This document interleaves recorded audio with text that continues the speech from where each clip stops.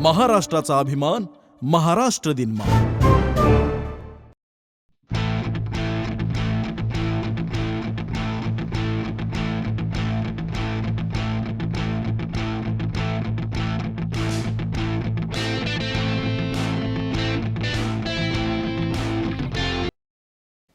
नमस्कार। दिल से के इस एपिसोड में जो देश के शिक्षा का ढांचा है उसके बारे में बात करेंगे। मैं मानता हूं कि वही देश विकसित होगा जो शिक्षित होगा। अब किस हद तक हमारा देश शिक्षित है और किस तरह से हमारे छात्र को शिक्षा प्राप्त हो रही है, किस किस्म की तालीम मिल रही है, इसके बारे में बात करेंगे। मुझे याद है कि जब मैं मंत्री था HRD का, तो उस समय जो हम बोलते हैं ग्रोस इनरोलमेंट रेशो, मतलब कि अगर 100 बच्चे 12वीं में हैं तो कितने वो पहुंचते हैं यूनिवर्सिटी में। तो ग्रोस इनरोलमेंट रेशो उस समय 2009 की बात कर रहा हूँ, लगभग 15 थी। और 2014 का जो आंकड़ा मैंने देखा है वो 15 से लेकर 24 हो गई और 2014 के बाद आज तक वो 24 से 26 हो गई। ये स्थिति है। मतलब कि सरकार चाहती है कि ज़्यादा से ज़्यादा बच्चे यूनिवर्सिटी में जाएं, लेकिन ऐसा हो नहीं रहा। उसके कारण कई हैं, उसके बारे में हम ज़्यादा चर्चा नहीं करेंगे। लेकिन एक आंकड़ा मैं आपके सामने रखना चाहता हूं, क्योंकि हम हमेशा उच्च शिक्षा की बात करते हैं कि हमारी जो उच्च स्तर की शिक्षा है वो बहुत ही विश्व में बड़ी उसकी प्रतिष्ठा है। तो उसके 2-4 आंकड़े आपको देना चाहता हूं। जो हमारे देश की सेंट्रल यूनिवर्सिटीज़ हैं उसमें जो प्रोफेसर्स की पोस्ट हैं उसमें 56% की वैकेंसीज हैं। मतलब कि पोस्ट हैं 2540 सैंक्शन पोस्ट हैं और जो भरी गई हैं वो 1113, 56% वैकेंसीज हैं। एसोसिएट प्रोफेसर्स में 38% वैकेंसीज हैं। असिस्टेंट प्रोफेसर्स में 18% वैकेंसीज है। ये तो मैं सेंट्रल यूनिवर्सिटी की बात कर रहा हूँ। अगर आप इंस्टीट्यूशंस ऑफ नेशनल इंपॉर्टेंस जैसे IITs हों, IIITs हों, NITs हों, वहाँ देखो तो वो भी ऐसी हालत है। IITs में वैकेंसी की पोजीशन जो वैकेंसी नहीं भरी गई वो लगभग 39% हैं। IIITs में 54%, NITs में 29%, IIMs में 31% और IISER में 7%। ये तो हमारे हालत है उच्च शिक्षा की। जहाँ तक स्कूल एजुकेशन की बात है उसमें भी बड़े विवाद हैं और हम नहीं सोचते। आप दुनिया में आप देखिए, जो भी देश आर्थिक प्रगति कर रहा है वही देश है जो शिक्षित है। आप अमेरिका देख लीजिए, आप चीन देख लीजिए, आप जापान देख लीजिए, आप यूरोप देख लीजिए, आप साउथ कोरिया देख लीजिए और आप साउथ ईस्ट एशिया के देश देख लीजिए, सिंगापुर देख लीजिए। तो जहाँ जहाँ भी शिक्षा को तवज्जो दी जाती है वहाँ उस देश की जो आर्थिक स्थिति है वो भी तेज़ी से आगे बढ़ रही है। हमारे यहाँ शिक्षा पे कोई तवज्जो नहीं है। कहते हैं कि 6% ऑफ GDP हम शिक्षा में लगाएंगे, वो कभी आज तक लगा नहीं। 3 से 4% तक लगा है। और अगर आप जापान जैसे देख लीजिए देश, वो ओवर 7% है। चीन 6% है और अमेरिका भी 6% है। तो अगर आप इस पे निवेश नहीं करोगे, तवज्जो नहीं दोगे शिक्षा को, तो आपके बच्चे शिक्षित नहीं होंगे। शिक्षित नहीं होंगे तो उनके जो स्किल्स हैं वो भी डेवलप नहीं होंगी तो देश की आर्थिक स्थिति इस तरह ही रहेगी। तो ये बात और कई और बातों पे हम चर्चा करेंगे शिक्षा के संदर्भ में। तो हमारे साथ शिक्षा से जुड़े हुए लोग हैं जो आपको बताएंगे कि क्या क्या मुश्किलें हैं और क्या क्या विवाद हैं शिक्षा के ढांचे में। अपूर्वानंद जी, थैंक यू वेरी मच। आप हिंदी के प्रोफेसर हैं, आपने मास्टर्स पटना से की और TPS कॉलेज में आपने पटना में पढ़ाया। फिर आप 1999 में आप महात्मा गांधी इंटरनेशनल यूनिवर्सिटी हिंदी की वहाँ आप आए, और वो भी एक सेंट्रल यूनिवर्सिटी है। 2004 में फिर आप हिंदी डिपार्टमेंट ज्वाइन किया यूनिवर्सिटी ऑफ दिल्ली में। फिर आप कोर ग्रुप में थे, नेशनल करिकुलम फ्रेमवर्क के कोर ग्रुप में थे फॉर स्कूल एजुकेशन। NCERT के आप मेंबर रहे, और आप यशपाल कमेटी के भी मेंबर थे, मुझे याद है उस समय मैं भी था। और आप कई किताबों के एडिटर भी हैं, और स्कूल करिकुलम के बारे में आपको जानकारी है। तो बहुत बहुत धन्यवाद आपका यहाँ आने का। Anita ji, thank you very much for being here. आप former professor and dean of department of education university of Delhi, आपकी भी जानकारी एलिमेंट्री एजुकेशन में बहुत रही है। करिकुलम फ्रेमवर्क में भी आपका योगदान रहा, लेकिन आपकी जो MSc PhD वो फिज़िक्स में रही, और 82 से लेकर 90 तक आप लेक्चरर रही जामिया में। 87 से 91 तक आप वहाँ फेलो भी रही। 91 से 2000 तक assistant professor in the Nehru memorial museum and library. NCF में भी आपका योगदान रहा, नेशनल करिकुलर फ्रेमवर्क में। नेशनल स्टीयरिंग कमेटी NCF में, वहाँ भी आप रही। सर्व शिक्षा अभियान में आपकी बड़ी दिलचस्पी रही। तो बहुत बहुत धन्यवाद आपके आने का। अभिज्ञान जी, आप स्टूडेंट है दिल्ली यूनिवर्सिटी के। सुना है कि आपने अभी दिल्ली यूनिवर्सिटी से पास करके आपको वहाँ अंदरूनी जानकारी है कि वहाँ होता क्या है, क्या नहीं होता। तो बहुत बहुत धन्यवाद आपके आने का। जयपुर से हैं आप, राजस्थान से हैं। आपसे शुरू करते हैं पूर्णानंद जी। क्या है स्थिति स्कूल एजुकेशन की इस देश में? इसमें कहाँ से शुरू करें और कहाँ ख़त्म करें, ये बड़ा मुश्किल है तय करना। स्कूली शिक्षा की हालत बहुत ख़राब है, बल्कि वो एक बहुत बड़ी दुर्घटना का शिकार हो गई है, और कई कारणों से शिकार हुई है। उसमें सबसे बड़ा कारण है कि उसका जो करिकुलम है और सिलेबस है वो इतने ख़राब तरीके से बनाया गया है कि उससे गुज़र के आप ये नहीं कह सकते कि एक विद्यार्थी को इतिहास की जानकारी हो पाएगी, विज्ञान की जानकारी हो पाएगी, भूगोल की जानकारी हो पाएगी, गणित की जानकारी हो पाएगी। तो वो जब पढ़ के निकलेगा, और कंपेरेबल अगर आप देखेंगे दूसरे मुल्कों से अगर कंपेयर करेंगे, तो हमारे स्टूडेंट्स काफ़ी पीछे रहेंगे, क्योंकि उनका नॉलेज बेस बहुत सिकुड़ा हुआ रहेगा। तो ये तो करिकुलम और सिलेबस की बात है जो फंडामेंटल है, और वो इसलिए, और उसके आधार पर जो टेक्स्ट बुक्स बनती हैं, और वो सबसे फंडामेंटल इसलिए है कि हिंदुस्तान जैसे मुल्क में टेक्स्ट बुक ही ऐसी चीज़ होती है जो असली चीज़ है, क्योंकि टीचर्स को इजाज़त नहीं दी जाती है कि वो टेक्स्ट बुक के बाहर कुछ भी अपनी मर्ज़ी से छात्रों से बात करें। तो टेक्स्ट बुक बहुत ही रेजिमेंटेड और बहुत ही कंट्रोल्ड है। और जैसा मैंने कहा, पहले भी थी ऐसी?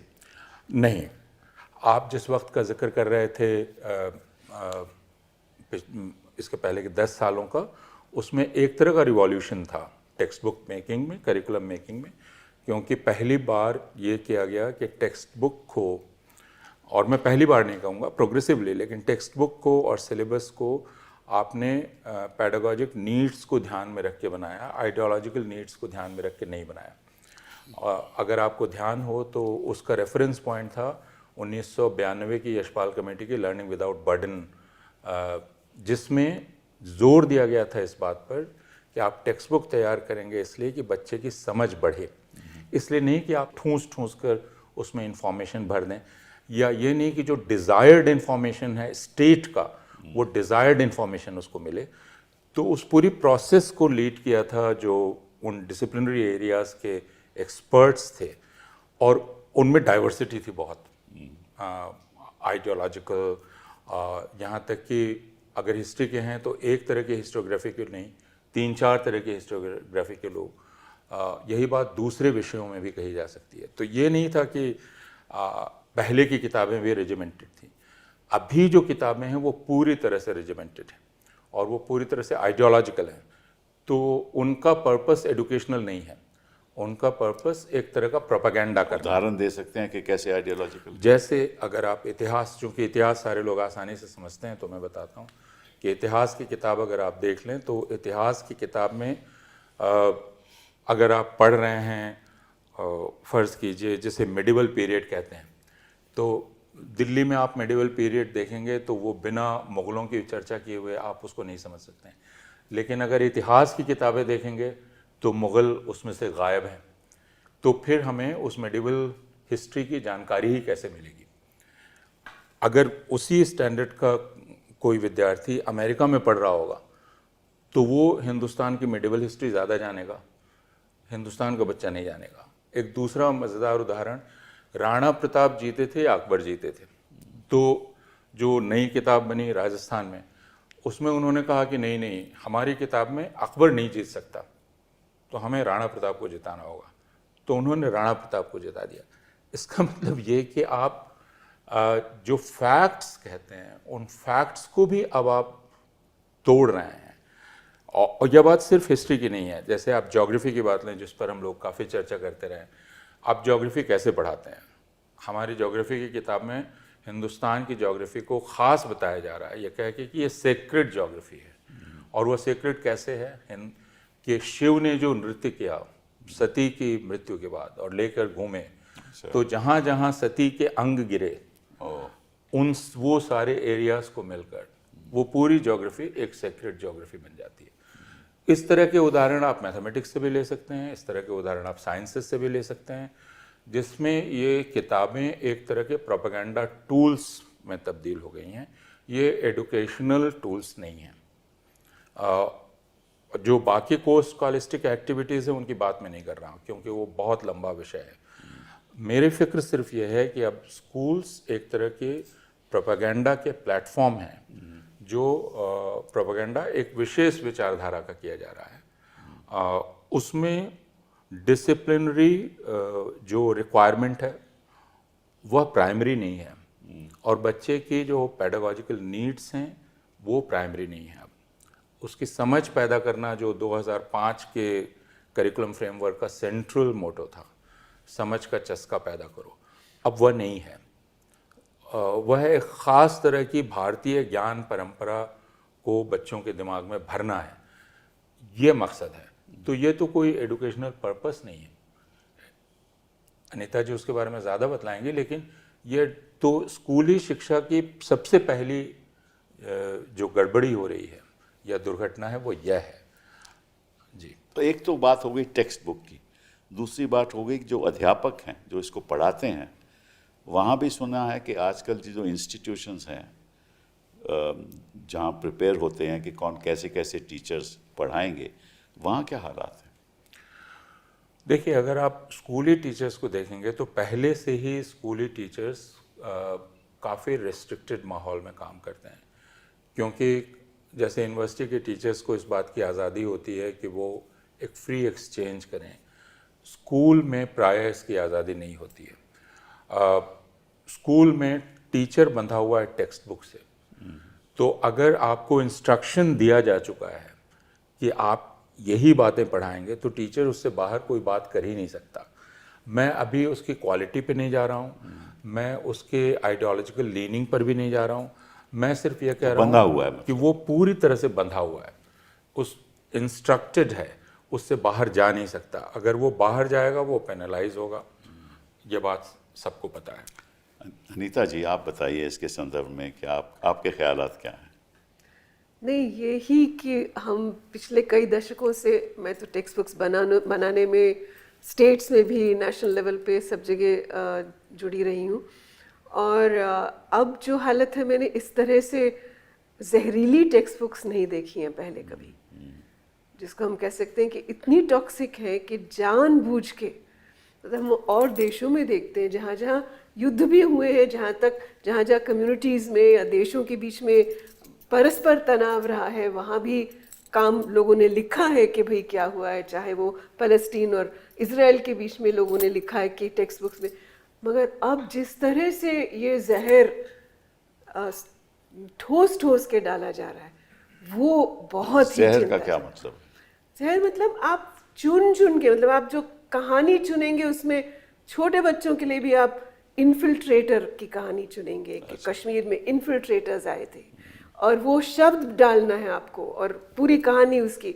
तो एक मिलिटरिस्टिक आइडिया के नेशनलिज्म का मतलब मिलिटरिस्टिक, तो बहुत कहानियाँ मिलिट्री या पुलिस मेमोरियल या उनकी है, मतलब ये जो जॉनर लिटरेचर का होना चाहिए अलग अलग तरह का, वो बहुत कम है। मैथ्स कश्मीर में तो कहते हैं इन्फिल्ट्रेटर्स आए थे। हाँ, तो वही मैं कह रही हूँ कि वो कहानी शुरू में डालिए आप, क्योंकि आप वो शब्द कहना चाह रहे हो, है ना। तो और फिर कहना चाह रहे कि उनको मार भगाया, वही हमारा मकसद होना चाहिए था, वो हमारा राष्ट्र प्रेम है, राष्ट्रभक्ति है। तो वो मैं कह रही हूँ कि इस तरह से सबसे जो मुझे खतरनाक लगा, जब मैं अभी भी देखती हूँ, जो शुरू कर रहे हैं हम हिस्ट्री में 7वीं 8वीं में और लिख रहे हैं कि ये डार्क एजेस है, ये डार्क पीरियड ऑफ हिस्ट्री है पूरा, मतलब कब से कब तक 10 सेंचुरीज, तो लगभग 11 सेंचुरी से नहीं, लगभग 7-8 सेंचुरी, हाँ, गजनी के आने के बाद सल्तनत से लेके 16-17 सेंचुरी तक। और तो हम तक हैरान है कि आप जिस तरह से पेश करते हो, और सेमियोटिक्स उसकी, मतलब उसका जो दृश्य जिस तरह दिखा रहे हो, उसमें जो जहर है। आपको एक बहुत सुंदर कुतुब मीनार का चित्र, आधा पेज का सुंदर भव्य बिल्कुल चित्र कुतुब मीनार का, उसके नीचे लिखा है 27 जैन और हिंदू मंदिर तोड़े गए थे इसको बनाने के लिए। मतलब 12-13 साल के बच्चे को आप ये उसकी किताब में लिख के दे रहे हो। तो ये जहर के हम इसको मानते हैं कि ये जान के आप मोटिवेटेड रूप से जहर घोल रहे हो बच्चे के मन में, जो उसके मन में उस समय नहीं होगा। वो कुतुब मीनार का क्या भव्य चित्र दिखा रहे हो और नीचे ये लिख रहे हो। तो हम जब पढ़ते हैं, मैं जब पढ़ती हूँ, पढ़ाती हूँ इसके बारे में भी, कि इजराइल के भी टीचर्स और प्रोफेसर्स लिख रहे थे कि उनके यहाँ जो अरब्स है उसके बारे में क्या क्या लिखा जा रहा था। यहाँ तो हम उससे भी हद से आगे बढ़ गए। वो बहुत चिंता की बात है, क्योंकि ये चीज इतने यंग बच्चे के दिमाग, इतिहास मिटाने की एक, सिर्फ मिटाना नहीं, उसको एक इस नजरिए से देना। देखिए आप कैसे अदरिंग कैसे करते हो किसी की, है ना। तो वो आप शुरू में किसी को मतलब पहली लाइन ज्योग्राफी के चैप्टर की 7वीं में पहली लाइन है कि ये 4 धर्म बाहर से आए थे। मैंने तो शायद एक वयस्क होके भी पहली बार सोचा होगा कि कौन से धर्म बाहर से आए। मतलब वो बचपन से ये चीज घोला नहीं जा रहा था हमें। तो ये जो जहरीलापन है बहुत ही दुखी, मतलब तभी मैंने कहा कि आपको ये, और उसमें गलत तथ्य, सब जगह गलत तथ्य। 3000 साल पहले ये पूरा जो देश था, ये एक था देश, कहाँ कहाँ लोग जा रहे थे, और क्योंकि 4 धाम थे, 51 पीठ थे, इतने ज्योतिर्लिंग थे। वही ज्योग्राफी है। ज्योग्राफी के चैप्टर में कुछ ज्योग्राफी नहीं है, सिर्फ ये है, सिर्फ ये। और एक कहानी है जो अभी शक्तिपीठ की सुना रहे थे, कहानी है, ये नहीं कि लेजेंड है या कुछ नहीं। तो कोई फर्क नहीं है कि आप हिस्टोरिकली कुछ चीज कह रहे हो या एक लेजेंड। तो हिस्ट्री से कोई ताल्लुक नहीं है, इतिहास से कोई ताल्लुक, ज्योग्राफी से कोई ताल्लुक नहीं है। मैथ्स में भी इस तरह से मैथ्स कर रहे हैं, पर उसमें जहां मैथ्स का इतिहास आता है वहां चीजें बिल्कुल जो कि विवादास्पद है कि इस तरह आप कर दो। मतलब ब्रह्मगुप्ता मेथड या कुछ ऐसा मेथड, जबकि उस टाइम पे फ्रैक्शंस को ऐड करने के लिए कई जगह वो मेथड यूज हो रहा था। अच्छा। वो चीन में भी हो रहा था, वो कहीं और मिस्र में हो रहा है। तो जो चीजें ऐसे, और जो ज्ञान सब जगह से समेकित रूप से जो ज्ञान आया, जान के उसमें अपना ठप्पा लगा के टीचर्स पूछ रहे मैथ्स के, ये क्या हम फ्रैक्शंस उनको सिखा रहे हैं, फ्रैक्शंस कैसे ऐड करना है, उसमें एक नाम डालने की क्या जरूरत है जो कि विवादास्पद है। ऐसा मतलब हिस्टोरियंस ने ऑफ मैथमेटिक्स ने कहा है कि ऐसा सही नहीं है। तो ये एक जो है, हमारे वक्त में आपको याद होगा कि एक central board of advisory board of education होता था, जहाँ के प्रदेश के मंत्री बैठते थे, चर्चा होती थी, फिर तय किया जाता था कि कैसे आगे बढ़ना है। वो आजकल भी होता है, वो है, मगर कई चीजें उसमें जाने की बिना गए हुए भी हो जाती है। अच्छा। पारित हो जाती है, इसलिए चर्चा नहीं होती, बिना चर्चा के पारित हो जाती है। हाँ, पारित नहीं भी होती, बिना पारित किए भी चीजें हो जाती है। बेटा आप बताओ विज्ञान जी, कि आप तो स्कूल एजुकेशन से जुड़े हुए और निकले हो अभी हाल ही में, तो आपको कैसा लगता है ये ढांचा स्कूल का, स्कूल एजुकेशन का? क्या उसमें क्या बातें हैं जो आप दर्शकों को बता सकते हैं? स्कूल एजुकेशन में तो जैसा सर और मैम ने बताया कि करिकुलम बेसिस पर चेंजेस जिस तरीके से लाए जा रहे हैं, दैट इज़ द प्लेस जहाँ पे एक आइडियोलॉजिकल पेनिट्रेशन बहुत शार्पली स्टूडेंट्स के बीच में completely ideological, completely propaganda based education दी जा रही है। जो आपके स्कूल में जब आप पढ़ाई कर रहे थे तो यही हम तो जब तक स्कूल से निकले तब तक अलग करिकुलम था। हमारे बाद के बैचेस ने जिस तरह का चेंजेस देखे हैं, I think I was the probably the last batch जिसने प्रीवियस राउंड ऑफ एनसीईआरटी से पढ़ाई की। मगर हायर एजुकेशन में आते हुए हम जो चीज़ देखे कि they trying to do this, they trying to completely saffronize the syllabus, they're trying to remove certain people from the syllabus and trying to add certain people in the syllabus and certain forms of history in the syllabus. ये वो कर रहे हैं। Delhi university में philosophy department से अंबेडकर को हटाया गया, गांधी को हटाया गया, जगह जगह पर सावरकर को ऐड करिए, आप पढ़ाइए सावरकर को, but in what form? Law के सिलेबस में मनुस्मृति आप लाए, आप पढ़ाइए, बट इन व्हाट फॉर्म? आप उसको हिस्टोरिकली पढ़ाएंगे कि नहीं पढ़ाएंगे? आप उसको कैसे पढ़ाएंगे? पेडागोजी उसकी क्या होगी? वो सवाल कंप्लीटली अनटच्ड है। एंड जो बन के आ रहा है सिस्टम सर, वो बहुत इंटरेस्टिंग है। पॉलिसी इन लोगों ने बनाई, नेशनल एजुकेशन पॉलिसी, उसमें स्पेसिफिक लूप होल्स छोड़े आरएसएस के पेनिट्रेशन के लिए, चाहे वो पब्लिक प्राइवेट फिलैंथ्रोपिक मॉडल हो, तमाम तरीके से आरएसएस के लिए लूप होल्स छोड़े। और उसके साथ साथ they are not even able to follow their policy on the goals that they want. इतना ज़बरदस्त लीकेज, इतनी ज़बरदस्त इनएफिशिएंसी इनकी खुद की पॉलिसी और इनके खुद के गोल्स में फिलहाल हमको दिख रहा है। आरएसएस के प्रोग्राम्स जगह जगह, हर कॉलेज के भीतर पिछले दिनों आरएसएस के प्रोग्राम्स हुए। टीचिंग में अगर आप प्रोग्राम होते हैं, युवा संसद, they gave random names, basically an excuse to call some senior pracharak to the college, और सिस्टम इस तरीके का क्रिएट किया कि आप उस प्रोग्राम में जाइए तो आपको अटेंडेंस मिलेगी। अच्छा, आप उस प्रोग्राम में जाइए। अभी मुझे 2 दिन पहले हिंदू कॉलेज के एक स्टूडेंट ने बताया, एक टीचर पूरे सेमेस्टर 5 क्लास लेने आए, एग्जाम के दिन आए और बोला कि कल ये प्रोग्राम है आरएसएस का, इस पे जाकर रिपोर्ट बनाइए, वो आपका इंटरनल असेसमेंट है। और आपका इंटरनल असेसमेंट एक टीचर के हाथ में 45% अब है। टीचर बनने के लिए मैक्सिमम जगहों पर, दिल्ली यूनिवर्सिटी का मैं अगर एग्जांपल ले रहा हूं तो ये प्रीमियर इंस्टीट्यूशन है, everything goes downwards from here. यहाँ पर भी टीचिंग के लिए आपके लिए मॉडल बनाया गया कि you have to have ABVP experience. अच्छा, दैट इज द सीवी। और आप वो एक्सपीरियंस लेकर आप ऐसे टीचर्स को ला रहे हैं जिनका एक आइडियोलॉजिकल टिल्ट है। आप उन टीचर्स के हाथ में स्टूडेंट्स का 45% ऑफ मार्क्स आप दे रहे हैं। स्टूडेंट्स क्लास में सवाल नहीं पूछ सकते। टीचर्स क्लास में स्टूडेंट्स को गुड मॉर्निंग, गुड आफ्टरनून की जगह जय श्री राम कहना है। दिल्ली यूनिवर्सिटी के बैचलर्स के स्टूडेंट्स ये बात हमको बता रहे हैं। और नहीं वही बोलिए, आप वैचारिक कारण से हो सकता है, रिलीजियस कारण से हो सकता है, simply to not follow this may be your choice and it will reflect in your result. So अभी तो यूनिवर्सिटी में कहते हैं कि एक यूनिफॉर्म भी एक होना चाहिए यूनिवर्सिटी सिस्टम में। उत्तर प्रदेश में तो ये भी लागू कर दिया, बाकी जगह पे तो पहले लागू है, जो बीजेपी रूल स्टेट्स है वहाँ तो कुछ जगह पे लागू है ही, बट वहाँ ये भी लग गया है। तो पूर्णानंद जी, आपसे पूछना चाहता हूँ, ये जो पीछे जो ये विवाद पैदा हुआ है एनटीए इम्तिहान का और सीबीएसई के जो पेपर्स हुए हैं, लाखों छात्रों ने कहा है कि भैया हमारा रिवैल्यूएशन करो, और पेपर लीक के बारे में, तो इसके पीछे है क्या? मतलब कि एक षड्यंत्र है, एक सोच है कि भाई लीक करवा के अपने लोगों को एडमिशन दिलाओ, क्या इसके पीछे ये है? कोई स्कैम है इसके पीछे? नहीं, हम ये तो पता नहीं कर सकते कि क्या है, क्योंकि ये स्पेकुलेशन का मामला है और ये जांच का मामला है। तो मैं वहाँ नहीं जाना चाहूँगा कि क्या इस वजह से, लेकिन क्या हो रहा है वो तो दिख रहा है। चलिए बताइए। तो हम, और उससे क्या हो सकता है ये भी हम अंदाज कर सकते हैं।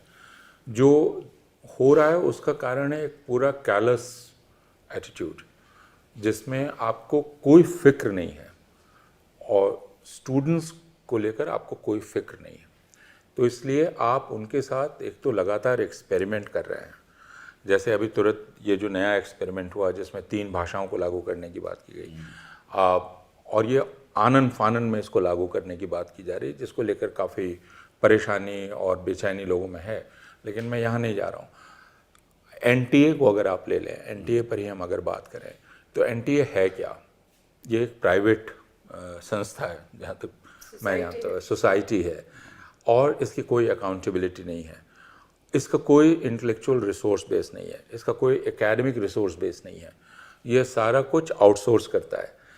फिर यह कैसे है और ये किसका इंटरेस्ट सर्व हो रहा है इसमें, कि देश के सारे एंट्रेंस एग्ज़ाम्स, सारे के सारे, यहाँ तक कि अब हमारा PhD का एंट्रेंस एग्ज़ाम, हर डिपार्टमेंट का PhD का एंट्रेंस एग्ज़ाम, MA का entrance exam CUET, undergrad CUET, NEET, ये सारा का सारा NTA कर रहा है। NTA जिसके पास कुछ भी नहीं है, आपने उसके हाथ में देश के लाखों लाख अलग अलग प्रकार के स्टूडेंट्स का वर्तमान और भविष्य दे दिया है, और उसका रिकॉर्ड हर बार स्कैम का है, हर बार लीकेज का है, हर बार फेलियर का है। उसके बाद भी आप रिव्यू क्यों नहीं कर रहे हैं? तो मैं ये नहीं पता कर रहा हूँ कॉन्स्पिरेसी क्या है, मैं ये कह रहा हूँ, इससे मैं ये जान पाता हूँ कि आप कैलस हैं, आप इनडिफरेंट हैं, और आपको कोई परवाह नहीं है स्टूडेंट्स की।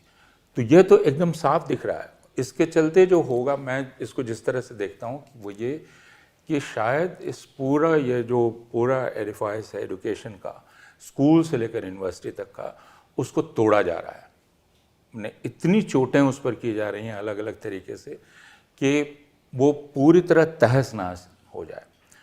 इससे किसको क्या अचीव होगा, उपलब्धि क्या होगी, किसको क्या हासिल होगा, मैं नहीं जानता, लेकिन जो कुछ नष्ट हो जाएगा वो है विद्यार्थी, नौजवान यहाँ का। तो आपने NTA की बात की, आपने अभी CBSE का इम्तहान देख लीजिए। आप इतना कैलेस कैसे हो सकते हैं? आप इस देश की मानसिकता को जानते हैं, CBSE सबसे पावरफुल बोर्ड है। तो मैं जानता हूँ पेरेंट्स को कि वो अपना 2 साल दे देते हैं अपने बच्चे को 12वीं का बोर्ड करवाने के लिए। यानी हिंदुस्तान में सिर्फ वो बच्ची इम्तहान नहीं दे रही होती है, उसका पूरा परिवार इम्तहान देता है। तो ये हमारी कल्चर हो गई है, दुर्भाग्यपूर्ण है लेकिन है। आपने कैसे उसको इतनी जल्द, आपने एक एक्सपेरिमेंट किया जिसमें आप बाद में कहते हैं कि चूक किसी से भी हो सकती है। ये चूक नहीं है, ये क्राइम है। और वो कहते हैं कि पेपर 10-12 क्वेश्चन अगर लीक हो जाए तो लीक थोड़ी ना है वो नीट के बारे में कह रहे थे। जी हाँ। CBSE में तो बहुत साफ दिख रहा है कि उन्होंने एक नया सिस्टम लागू करने की कोशिश की इवैल्यूएशन का। उसके पहले के इवैल्यूएशन सिस्टम पर भी बहुत सवाल थे, लेकिन इस बार उन्होंने उसको ऑन स्क्रीन मार्किंग करने की कोशिश की। टीचर्स ने खुद ऑन रिकॉर्ड कहा है, टीचर्स ने कहा है कि ये स्कैम है और ये धोखा है स्टूडेंट्स के साथ, ये जानबूझकर किया गया धोखा है।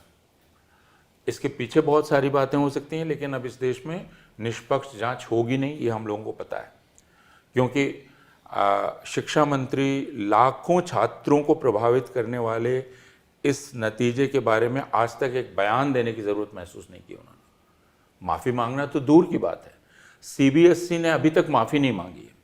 CBSE अड़ा हुआ है कि उससे कोई गलती ही नहीं हुई। उनकी वेबसाइट ही क्रैश होती जा रही है मेरे ख्याल अभी तक। वो उनकी वेबसाइट अगर 11 लाख नहीं था, अगर सही आप कह रहे थे 11 लाख आंसर शीट्स, मतलब स्टूडेंट्स ने री इवैल्यूएशन के लिए मांग की है। 4 लाख स्टूडेंट्स ने री इवैल्यूएशन 11 लाख में से 11 लाख आंसर शीट्स बनती है, मतलब अलग अलग सब्जेक्ट्स को मिला के। मतलब लगभग 40% लोग हो गए ना, बच्चे हो गए ना, तो जिन्होंने कहा कि हमारा इवैल्यूएशन तो मतलब 18 में से 4 लाख ने कहा इवैल्यूएशन गलत है, पर 11 लाख आंसर शीट्स तो अलग अलग विषयों में, सब्जेक्ट्स में अच्छा वो मांगी। तो ये रिफ्लेक्शन है और ये एक नो कॉन्फिडेंस मोशन है कि आपने जो सिस्टम लागू किया वो पूरी तरह से असफल था, गलत था, उसकी जांच नहीं की गई थी और आपने खिलवाड़ किया।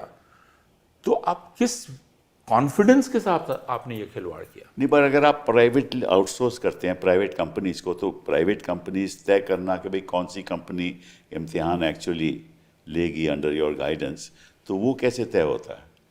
वो मैं नहीं जानता, वो अनीता बताएंगे बेहतर। कैसे तय क्योंकि होता है? उन्होंने इसकी जांच बीएससी की। तो अपने आप इम्तिहान बनाते हैं, एनटीए अलग है। मैं एनटीए की बात कर रहा हूँ। एनटीए तो अब एनटीए वो कैसे तय करता है हमें मालूम नहीं, वो बिडिंग करता है, क्या करता है हमें मालूम नहीं, पर एनटीए जो है वो जैसे टीचर्स की नियुक्ति होती है इंस्टीट्यूशन में, हायर इंस्टीट्यूशंस में, मतलब कि एक आइडियोलॉजी, ऐसे ही आइडियोलॉजिकल बेसिस पे भी ये भी तो हो सकता है। आउटसोर्स किया जाता है। हम जानते हैं कुछ लोगों को जिनको बुलाया भी गया और उन्हें हाथ जोड़े कि हम कभी नहीं जाएंगे, क्योंकि अंदर इतना इतना केओटिक है। अच्छा। वो कहते हैं जिस तरह से जहाँ बिठा के आपको पेपर बनाया जाता है और उसका कोई मतलब नहीं है। एक ने तो मुझे कहा कि मेरा विषय कुछ है, मुझे कहा नहीं नहीं नहीं आप इस विषय पे बनाइए। अच्छा। हाँ, हायर एजुकेशन में वो कह रहे हैं कि अब इसको ट्रांसलेट कीजिए, गूगल ट्रांसलेटर यूज कर लीजिए। मतलब उन्होंने, लोगों ने, साइंस के टीचर्स ने भी बयान अपना लिखा है कि हम इसमें कभी नहीं हाँ करेंगे। हमने सोचा था कि शायद हम कोई पब्लिक गुड के लिए कुछ काम कर रहे हैं, पर नहीं, ये संस्था ही नहीं होनी चाहिए, इसकी कोई एकेडमिक क्रेडिबिलिटी नहीं है। अगर ऐसी संस्था हमारे देश के लाखों लाखों करोड़ों स्टूडेंट्स का मूल्यांकन कर रही है और उसकी अपनी अकादमिक कोई क्षमता नहीं है, कोई साख नहीं है, तो फिर क्या कर रहे हैं हम? उनकी जिंदगियों से खेल रहे हैं। ये क्रिमिनल है। वो 1 मार्क 2 मार्क नहीं, फैमिलीज के लाइफ से खेल रहे हैं। लोग जमीन बेचकर बच्चों को नीट करवाते हैं, कोचिंग इंडस्ट्री करते हैं, ये करते हैं। वो एक्चुअली इट्स रियली बहुत ही बट ये तो पहली बार थोड़ी ना हुआ है। 2024 में हुआ, 2022 में हुआ, यही लीक, और अब खास बहुत तौर बड़ा पे हुआ, अब बहुत बड़ा हुआ, अब बहुत बड़ा हुआ। अब जिस तरह से निकला। तो आप कह रहे हैं कि तो उसके बाद अगर कोई एक रिस्पॉन्सिबल सरकार होती तो वो रिव्यू करती। 24 तो कोर्ट में था। हाँ, कोर्ट में था। सुप्रीम ये तो कोर्ट कह में। रहा हूँ।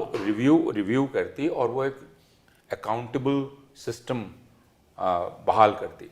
लेकिन सरकार ने कहा कोई परवाह नहीं, हम वही करना जारी रखेंगे जो करते आ रहे थे, उससे भले ही एक स्कैम हो गया कोई बात नहीं। तो अब हमें दिखलाई पड़ गया, 24 तो एक ही साल पहले की बात जी हाँ, है, जी हाँ, जी हाँ। ये 2026 है। तो हमें दिखलाई पड़ गया कि हम और दरअसल students- एक ऐसे देश के निवासी हो गए हैं जहां आप छात्रों के साथ कुछ भी कर सकते हैं, आप किसी के भी और साथ कोई कुछ भी कर accountability सकते हैं और नहीं। कोई अकाउंटेबिलिटी नहीं है। हम कोई आगे बढ़ जिम्मेदारी रहे नहीं, हैं। कोई जिम्मेदारी लेने के लिए तैयार नहीं है। 24 में जब आंदोलन हुआ रीनीट को लेकर, तब कई स्टूडेंट्स हम लोगों के हमारे साथ आके बातचीत में आए कि इसको लेकर आंदोलन की ज़रूरत है। जिस तरीके से नीट को एक्सेप्ट ही नहीं किया जा रहा था कि लीक हुआ है, और उसी प्रोसेस में क्योंकि हम लगातार स्टूडेंट्स के साथ, पेरेंट्स के साथ मिलके NTA office, ministry of education office, पूरी जगह रिसर्च की भी कोशिश की कि how come a body like NTA can exist. We looking for online data on the constitution of the NTA, there is none. अच्छा। On the NTA website, it says it's a semi-autonomous body. It doesn't say who it's answerable to. It doesn't say exactly which is the the civil servant or the government authority which will look after it. Completely random expert panel का board of directors हम बनाएंगे. We went to the Ministry of Education. We went to the NTA office asking कि NTA के कुछ bylaws भी हैं कि नहीं है, कोई भी रूल ऑफ प्रोसीजर है कि नहीं। क्योंकि नीट जो हुआ उससे पहले सीबीएसई करा रहा था। CBSE is a body made by the parliament, it has proper bylaws, it has proper rules of procedure, it is answerable to someone, and ultimately if it's made by the parliament, answerable to the people. NTA is, I don't know whose birth child is it, and how it comes into existence, and it is given the responsibility of millions and millions of futures. Only answerable to the ministry. That's all. Yeah, It and the says it. ministry is answerable to no Yeah. one. Right in No one. 2024 जब ये आंदोलन चल रहा था, हम लोगों के साथ कई स्टूडेंट्स आए और धर्मेंद्र प्रधान, कि वो इस आंदोलन के बीच में धर्मेंद्र प्रधान ने तय किया कि वो दिल्ली यूनिवर्सिटी आके सुबह 5 बजे योगा पे प्रोग्राम लेंगे। स्टूडेंट्स पहुंच गए सुबह, उनको काला झंडा दिखाने पहुंच गए। तब पता चला कि ही रियलाइज्ड कि ये होने वाला है, ही डिडंट कम। तो कमाल से, आई थिंक अभी भी बीजेपी मिनिस्टर सेड की लीक तो क्या बड़ी बात है। नहीं, the director of NTA said कि कोई लीक नहीं हुआ। लीक है ही नहीं। There is no leak. There is no leak. Because हमारे यहाँ से कोई पेपर नहीं गया। आई मीन किसी ने 180 तो में कर से दिया। 140 सवाल किसी ने गेस्ट पेपर में डाल दिए, हमारे यहाँ से कुछ लीक नहीं हुआ। I mean it's shocking that kind of impunity and that kind कि आप पब्लिक में इस तरह से कह सकते हैं। आपको इतनी भी वो नहीं है, जिम्मेदारी नहीं है कि आप रिस्पॉन्सिबिलिटी लें। आप छात्रों के सामने क्या पेश कर रहे हैं। भाई स्क्रीन एवेल्युएशन के बारे में मुझे भी कुछ जानकारी मिली थी, क्योंकि बच्चे कह रहे थे कि सब ये जो मुझे आंसर शीट दिया गया है, मेरी तो हैंड राइटिंग ही नहीं है, मैं तो इसको पहचान ही नहीं सकता। ऑन स्क्रीन है। On screen. अच्छा, सीबीएसई के साथ तो हम जानते हैं, क्योंकि एक्स ऑफिशियो में गवर्निंग बॉडी में थी, तब भी ये लोग बहुत टेस्ट ले रहे थे और हम सवाल पूछ रहे थे कि सेकेंडरी एजुकेशन पे फोकस करना बहुत जरूरी है। इतने सारे ये टेस्ट क्यों कर रहे हैं? बट बिकॉज फंड्स आते हैं, so they really were generating money out of that. और बाकी जो संस्थाएं, उनकी नजर इन पे थी कि इनको इतना रेवेन्यू कहाँ से मिल पहले जाता तो है। सुना है कि जो रिवैल्यूएशन में पहले थे हाँ, 100 700 रुपया मांग रहे थे, अब 700 100 या रुपया कर पापा दिया। 100 रुपया कर दिया हर चीज में। पैसा बनाने। बट इट्स शॉकिंग, क्योंकि ये जो इन्होंने किया है, तो क्यों पैसा दे कोई भाई, वो जो रिवैल्यूएशन चाहता है, जब आपका आप सिस्टम ही गलती गलत कर है। रहे हैं। टीचर्स और स्टूडेंट्स दोनों पे जाती है, दोनों पे अन्याय है ये। हम टीचर्स जानते हैं, हमारे बेस्ट टीचर्स, उन्होंने मुझे ब्यौरा पूरा दिया कैसे वो मार्किंग कर रहे हैं। मतलब कह रहे हैं कि एक आपको जब एक शीट दिखती है और फिर आप दूसरी शीट पे जाते हैं, you can go back, screen पे कर रहे हो। you can't go हम back. जब हमारे हाथ में होता है, हम आगे पीछे जाते हैं, हम एक डिसीजन लेते हैं, हम एक सही बात। प्रोफेशनल डिसीजन लेते हैं कि इस छात्र ने क्या लिखा है और फिर कैसे इसके क्या नंबर देने चाहिए। तो वो ह्यूमन एंगल भी आप खत्म कर रहे हो, आप उसको रोबोट बना रहे हो। हम जो असेस कर रहे हैं कि नहीं जल्दी करो। एंड एक टीचर ने कहा कि उस सेंटर में किसी के यहाँ उनका फोन आ गया कि एक व्यक्ति बहुत ज्यादा टाइम क्यों लगा रहे हैं। अच्छा। Because you are being monitored, so you know everyone is so conscious कि आपको भी मॉनिटर किया जा रहा है। सवाल पूछा जा रहा है कि CCTV व्हाई आर कैमरे यू लगे। Taking law. मतलब कैमरा ऑन है ना, आपका स्क्रीन का कैमरा ऑन है, they are watching you. Correct, if correct. Your the laptop that you are working on, that is being monitored. Oh I सी।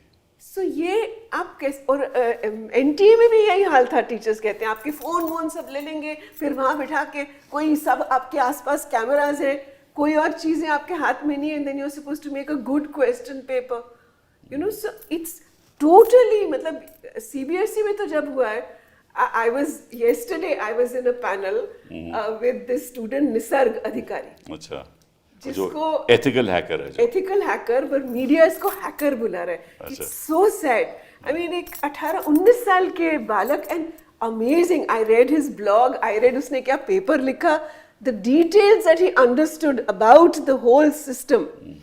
और मैंने तो जैसे ही I came online to him, I said I'm very happy, proud to meet a student who ethically uses his knowledge and his He talent. can change marks. He says he can change marks Yeah, also. he uses his knowledge for the public good.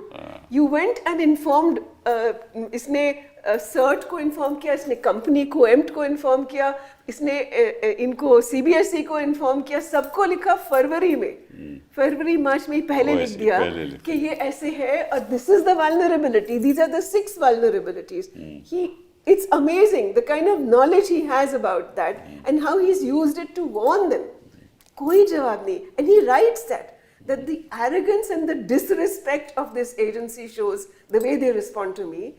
Not only that, so मुझे actually लग रहा था, कल भी anchor उसको कह रहा है कि तुमने तो कहा कि तुमने सीबीएसई का पोर्टल देखा, बट वो तो सीबीएसई का पोर्टल नहीं था, सीबीएसई कह रहा है वो हमारा डमी पोर्टल है. वो उस प्रोग्राम में समझा रहा है, this is the portal, this is, I got the name and address of an examiner and I've checked that that person is a teacher in that school. So I've got these details, I could change anything, I could change any marks. तो अगर यही response रहा पूरा system में, यही response रहा बच्चों की प्रॉब्लम्स का, तो फिर भविष्य क्या है? आप समझ सकते हैं कि भविष्य क्या है, क्योंकि वर्तमान नहीं है. वर्तमान के प्रति जो हमारा, जैसा मैंने कहा कि ये एक कैलस, इंडिफरेंट और एक क्रूअल, मैं इसको क्रूअल भी कहूँगा, बहुत ही क्रूर, बहुत क्रूर हमारा अप्रोच है सत्ता का, कि हम आपके साथ जो चाहें वो कर सकते हैं. तो इसके बाद भविष्य की कल्पना की जगह ही कहाँ रह जाती है, क्योंकि भविष्य तक आप यही जाएंगे बच्चे कैसे? यूनिवर्सिटी में जाएंगे, हाँ, तो एक तो अभी ही जैसे 12वीं के ये जो विद्यार्थी हैं, इन्होंने क्या समझा? इन्होंने समझा कि स्टेट आपको रिस्पेक्ट नहीं करता है, स्टेट आपके कंसर्न को ध्यान में नहीं लाना चाहता है, और स्टेट अकाउंटेबल नहीं है। ये सीखकर अब ये यूनिवर्सिटी में आ रहे हैं, तो सिटीजनशिप की पहली ट्रेनिंग इनकी इस प्रकार की हो रही है। हम सारे लोग कहते हैं कि डेमोक्रेसी में एजुकेशन का एक पर्पस ये है कि आप उसको एक अच्छे सिटीजन के रूप में ट्रीट करते हैं, और वो अच्छा सिटीजन जो काम कर रहा है आप उसको और अटैक कर रहे हो। तो एक मीडिया ethic- उसको पाकिस्तानी बुला रहा है, किसी को ये बुला, मतलब इट्स शॉकिंग। तो जो मैंने, अगर आप सिर्फ सीबीएसई वाला देख लें, तो सीबीएसई में 12वीं का एक बच्चा या बच्ची, उसने क्या फेस किया? Yeah. उसने एक पूरा ऑनस्लॉट चारों तरफ से पाकिस्तानी देशद्रोहियों के साथ मिला हुआ, ये वो, जबकि वो सिर्फ ये कह रहा है कि मेरे साथ नाइंसाफ़ी हुई है, आप इंसाफ करें। वो किसी विद्रोह की बात नहीं कर रहा। ये मेरा पेपर तो ही नहीं ये है। मेरा पेपर ही नहीं है, मेरे हैंडराइटिंग नहीं है। तो इसका मतलब ये कि इस देश में हम किस चीज़ पर विश्वास करें? सीबीएसई सबसे ज़्यादा ट्रस्टेड बोर्ड हुआ करता थी आई रिमेंबर दैट या सबसे ज़्यादा ट्रस्टेड। अब वो ट्रस्ट कहाँ है? अब आप क्या उसको वापस हासिल कर पाएंगे? कभी आप हासिल नहीं कर सकते। जैसे एनटीए पर कभी कोई विश्वास नहीं कर सकता। तो अब सबको ये पता है कि मैं जिस हालत में हूं, मैं इत्तेफाक से हूं। अगर मैं बच गया तो इत्तेफाक से बच गया, वरना नियम ये है कि मुझे मारा जाना चाहिए था, मेरे साथ नाइंसाफ़ी होनी चाहिए थी। ये पूरा ख्याल लेकर अब विद्यार्थी यूनिवर्सिटी में आ रहे हैं, और यूनिवर्सिटी में भी जो हो रहा है उसमें यह उनका ख्याल पक्का होता जा रहा है कि नाइंसाफ़ी इस देश का नियम है, और अगर मैं बच गया तो अपनी हिकमतों से बच गया या संयोग से बच गया, वरना मेरा मारा जाता है। विश्व में कोई भी यूनिवर्सिटीज का, खास तौर में डेवलप देश की बात कर रहा हूँ, ऐसा तो कभी मैंने देखा भी नहीं, सुना भी नहीं हमने।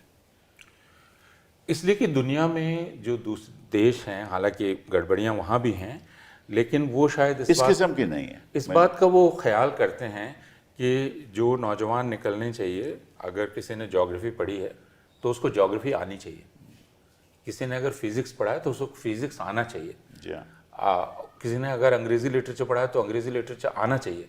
लेकिन ये पहला देश है जो कहता है उसको नेशनलिज्म आना चाहिए, उसको नेशनलिस्ट होना चाहिए। और वो भी एक विकृत तरह का नेशनलिज्म। इससे हासिल क्या होगा? मैं नेशनलिज्म, सवाल शिक्षा का इतना नहीं, उससे हासिल क्या होगा? उससे हासिल ये या होगा तो कि या तो आपके इसमें पास एक, पॉलिटिकल इसमें कोई सोच है क्या? ये क्या ये सोच हो सकती जिसको है? नेहरू कहा करते थे कि सॉफ्ट हेडेड लोग तैयार होंगे।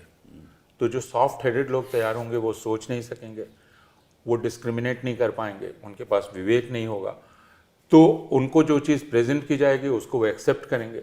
एक पूरी की पूरी सबमिसिव पीढ़ी दर पीढ़ी जो सबमिसिव होगी वो आप निकाल रहे हैं, जिसको फ़र्क पता नहीं होगा कि सच क्या है, झूठ क्या है, आप इंफॉर्मेशन को कैसे प्रोसेस करेंगे।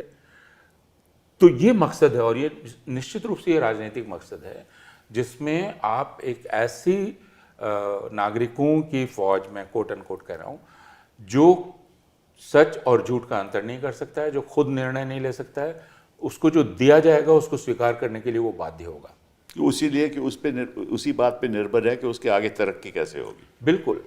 और उसके बाद और भी बातें हैं, लेकिन हाँ, और जितना भड़कीला वो तथ्य निकलेगा, इंफॉर्मेशन निकलेगी, उसमें और ज्यादा मतलब जोश आएगा। मतलब उस नशा है कि इतना भड़कीला, वो कभी उसको चेक करने की कोई कोशिश नहीं होगी। देखो, जो सबसे जो खतरनाक बात जो आपने कही कि भाई वो टीचर कहता है कि आप मेरी जो इंटरनल असेसमेंट होती है 45% होगी, अगर आप ये RSS की आप सेशन में चले जाइए, सेशन में जाके उसकी रिपोर्ट लिख दीजिए। तो सर, ये जो हो रहा है, ये 2-3 तरह के सोशल फोर्सेस एक साथ भी तो खेल रहे हैं। आई मीन, एक तरफ ये बात सच है कि सरकार को कोई भी सेंसिटिविटी स्टूडेंट्स के प्रति नहीं, उनके फ्यूचर्स के प्रति नहीं, बट एक तरह का सब्जेक्ट उनको क्रिएट करना, वो इन टर्म्स ऑफ RSS के पॉलिटिकल मोबिलाइजेशन, जिसमें कि आप जो सर ने शब्द यूज किया, सॉफ्ट हेडेड लोग, इस तरह के लोग क्रिटिकल फैकल्टीज से दूर, और उसके साथ उनके आसपास की परिस्थितियां और उनका जीवन खुद भी कैसा हो। ये जो पॉलिसी लाई गई, फिलहाल जो पॉलिसी यूनिवर्सिटीज़ में जगह जगह पर पढ़ाई जा रही है, चाहे वो साइंस के स्टूडेंट्स हो, कॉमर्स की, ह्यूमैनिटीज़ के स्टूडेंट्स हो, जो बीए बीएससी बीकॉम जो कर रहे हैं, उनका बीए बीएससी बीकॉम के सिवा इतने सारे वोकेशनल और इतने सारे माइक्रो कोर्सेज फिलहाल वो पढ़ रहे हैं कि अल्टीमेटली वो उस पूरे बैचलर्स का वो अपना स्पेशलाइजेशन कहीं भी नहीं दिखा सकते। सो आप उनके लिए उनकी लाइफ चॉइसेस को भी आप बहुत स्पेसिफिकली लिमिट कर रहे हैं, and there you have a plan. जब हम और देशों से कंपेयर कर रहे हैं, वहां पे आपका एक प्लान भी है कि आप दुनिया भर की हर पूंजी बच्चे और के लिए मजदूरी plan होता में है, हर बच्चे के लिए प्लान होता है वहाँ। बिल्कुल दूसरे देशों का ही नहीं है विज्ञान। अगर आप सिर्फ यहाँ भी अशोका और जिंदल के कोर्सेज से कंपेयर कर लेंगे दिल्ली यूनिवर्सिटी का, तो जिंदल का जो अंडर ग्रेड होगा या ग्रेजुएट होगा और डीयू से जो ग्रेजुएट निकलेगा, दोनों के नॉलेज बेस में काफ़ी फ़र्क हो जाएगा। अच्छा, बिल्कुल तो बिल्कुल। इतना टाइम आप वेस्ट कर रहे हैं। एक दिल्ली यूनिवर्सिटी का एक कोर्स है स्वच्छ भारत, एक कोर्स है under graduate course, art of happiness. मतलब ऐसे ऐसे कोर्सेज है। तो आप स्टूडेंट्स कह रहे हैं वो देश भर से आए हैं और वो स्टीफन्स में मैथमेटिक्स करना चाहते हैं, पर वो कह रहे हैं कि जो 3 साल में लोग मैथ सीखते थे, 4 साल में हम उसका 1/2 भी नहीं सीख रहे। इतना टाइम वेस्ट हो रहा है। मतलब कितने थर्ड ईयर के स्टूडेंट्स मुझे मिले कि हम तो 4th ईयर नहीं करना चाह रहे, इतना टाइम वेस्ट कर लिया हमने। Exactly, this policy has basically flopped. Yeah. The 4th year policy has basically खाली गई सीट्स 8000 या कुछ जो सीट्स। स्टूडेंट्स कर भी रहे हैं, हाँ। इतनी सबपार रिसर्च उनसे करवाई जा रही है, और मजबूरी में करना है। और वो डिफरेंशिएशन क्रिएट किया जा रहा है। ऑफ कोर्स अशोका के स्टूडेंट्स वर्सेस पब्लिक एजुकेशन में पढ़े हुए स्टूडेंट्स के बीच में एक डिवीजन ऑफ लेबर है कि एजुकेशन से निकल के कौन क्या कर रहा होगा। भारत के पूंजी और मजदूरी के डिवीजन में कौन मजदूरी कर रहेगा, कौन पूंजी कमाएगा, दुनिया भर में कौन पूंजी कमा रहा है और मजदूरी कर रहा है, ये बहुत क्लियरली डिमार्केट ये लोग कर रहे हैं अपनी पब्लिक एजुकेशन से। इतना radical difference in the course curriculum and the structure and the quality of courses with in DU and let's say Ashoka. हाँ, जो पहले हमारी सबसे अच्छी यूनिवर्सिटीज मानी जा रही थी, हमारी पब्लिक बिल्कुल, यूनिवर्सिटी, दिल्ली चाहे यूनिवर्सिटी जादवपुर है, number चाहे one, it was number Hyderabad में, चाहे जामिया है, चाहे Delhi university, JNU, they always have been our best फिर यूनिवर्सिटी। स्टूडेंट प्रोटेस्ट करे तो उनको मारते हैं। मतलब लाठीचार्ज होता सरकार है। की रैंकिंग में भी ये टॉप आती हैं वो यूनिवर्सिटीज। तो है, अब वो हम तो ये कर रहे हैं। अभी मेरी मुलाकात हुई थी कुछ छात्रों से जो केरल से आए, बिहार से आए, बाकी जगह से आए। कई छात्र हैं जो BA BSc कर रहे हैं और कुछ हैं जो PhD भी कर रहे हैं, MA भी कर रहे हैं, और उन्होंने कहा कि हम ठगा हुआ महसूस कर रहे हैं अच्छा, दिल्ली यूनिवर्सिटी आके। हमें लगता है हमारे साथ धोखा कर दिया गया। जो चीज़ हम पढ़ रहे हैं, जिस तरह से हमें पढ़ाया जा रहा है, हमें लग रहा है कि इतना बड़ा धोखा। एक उड़ीसा से आया हुआ लड़का था और वो कह रहा था कि दिल्ली में रहने में मेरे 20 से 25 हज़ार रुपये खर्च हो रहे हैं और मुझे नहीं मालूम कि जो मैं पढ़ रहा हूँ उसके बाद मुझे 25,000 की नौकरी भी मिलने वाली है कि नहीं। तो जो तभी स्तर तो निराश PN की नौकरी ढूंढते हैं जो लोग ग्रेजुएट होते हैं। तो जो निराशा का स्तर है, अगर आपको काफ़ी तकलीफ होगी कि आपके नौजवान इतने निराश हैं। वो कह रहे हैं कि मेरे साथ धोखा किया गया। हम दिल्ली यूनिवर्सिटी सोच कर आए थे और हमने देखा कि यहाँ ये हो रहा है, या हमको ये ऐसे पढ़ाया जा रहा है और ऐसे अध्यापक पढ़ा रहे हैं, तो हम तो आगे किसी को नहीं कहेंगे कि वो दिल्ली यूनिवर्सिटी आए। एडमिशंस में भी, एडमिशंस में जब से ये शुरू हुआ सेंट्रलाइज्ड NTA CUET, करेक्ट, ये भी उसी NTA ले टाइम रहा से ये NTA ने किया, उसी टाइम से हम देख रहे हैं कि जो बाकी स्टेट से लोग शुरू से वो एस्पायर करते हैं कि हम दिल्ली यूनिवर्सिटी जाएंगे, वो नहीं आ रहे हैं, नहीं आ रहे। वो नहीं आ पा रहे हैं क्योंकि ये CBSE का करिकुलम, पहले कहा हम CBSE करेंगे, फिर कहा नहीं, पर आप देख ही नहीं रहे। आप एक तरह का करिकुलम को ट्वीक करके आप सिर्फ CBSE के स्टूडेंट्स को ले रहे हो। दिल्ली यूनिवर्सिटी में ज्यादा CBSE बोर्ड के ही स्टूडेंट्स आ रहे हैं, तो ये भी एक खेल है। इम्तिहान में भी फायदा होता है। हाँ? तो आप एक तो वो मल्टीपल चॉइस में किसी की कोई नहीं समझ आती, आप टिक टिक कर दो, उसकी एक्सप्रेशन है या नहीं, उसकी अंडरस्टैंडिंग है कि नहीं, जीरो, कुछ समझ नहीं आएगा। एक तो वो नाटक है, ऊपर से आप जिनको ले रहे हो वो कोई भी एग्जाम लेना चाहेंगे, UPSC कुछ भी, वो सब उसी की तैयारी कर रहे हैं। इतने गंभीर मुद्दे हैं और देश के भविष्य के मुद्दे हैं, बिल्कुल।